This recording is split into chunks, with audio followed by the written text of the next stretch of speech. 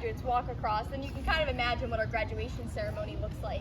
We normally have a really big speaker here every year. We've had like Bill Gates, Bill Clinton, J.K. Rowling gave a magical speech. This year it was Tom Hanks that came. And so every year we have a really big speaker, and that gets people excited about graduation especially. We'll talk more about the housing system a little later, but you actually graduate with your house, so you come in like with your house. So the houses are like a really big part of your identity kind of here as a student.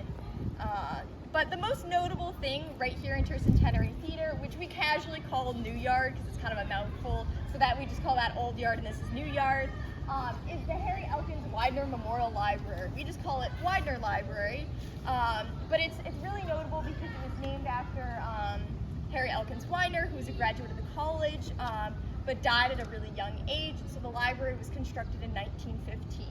So the story goes is that upon graduation, Harry Elkins Widener went on a rare book expedition to Europe. He was very excited, he loved books, a bibliophile if you will, and so he and his family went to Europe right after he graduated. He found a Gutenberg Bible and other really notable things to add to his collection, so he wanted to get home as quickly as possible.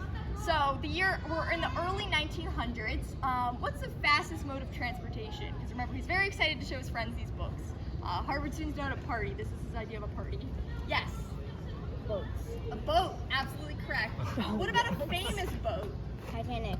Yes, exactly. You guys are on the money today. It's the 1900s. He's in Europe. Atlantic. Plus tickets on the Titanic. So they were a very wealthy family, so they actually had guaranteed seats on a lifeboat. But both Harry and his father chose to give up their seats for women and children on board, so they actually died during the sinking of the Titanic. So Eleanor Widener was the only person to survive, so she actually arrived back at the university and asked them to make a donation to build a memorial library. So she made a donation, but she only did so on 3 conditions. It's important to understand that Eleanor Widener was a smart woman. She said that if you're willing to tear down the old memorial library to put in like my son's library, what's stopping another donor 100 years from now from, making a bigger donation than you're going to tear down my son's library? So legend has it, it was 3 conditions that she donated the money on. The first of which is that the exterior of Widener Library never changed. And so it kind of looks for you here as it did in 1915 when construction was finished. Which means anytime Harvard wants to expand, they have to go underground. And so we're going to walk by kind of the other side of Widener here as we kind of exit the yard, so you'll see just how big it is. But underground it extends about halfway out to the yard and goes several stories down. It has over 3.5 million books in its collection, and you could actually run 2 marathons around the shelves of the stacks without passing the same book twice. 2 marathons. It's insane. There are actually tunnels on the 4th floor connecting it to some of the other library systems, so it really is like this whole maze down there. I can't fathom running 2 marathons in there, but I've been down there. It's absolutely crazy. So that was the first condition. The exterior of the library can't change. The second condition was that there be a replica of Harry's old reading room outside of it. Not outside of it, inside of it. And so when you walk in and you go up the steps, you'll see the reading room, but you can't go in, it's roped off. And so Eleanor Widener said that only 2 people can enter, a curator to put fresh flowers in there every day, and Harry Elkins Widener himself.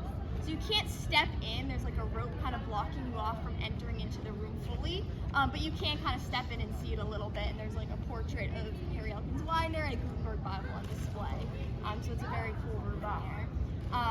The last condition's a bit stranger. Eleanor Widener believed that her son would have survived the sinking of the Titanic if only he knew how to swim.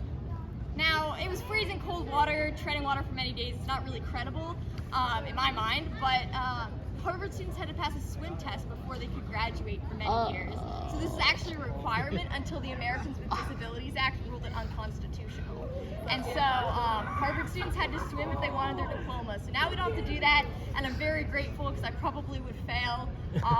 And so not a requirement, no swimming today, but that was a requirement for many years. So we're actually going to go up to the library now. If you guys want to take some photos in front of it, we could definitely do that, and then we'll continue on the tour.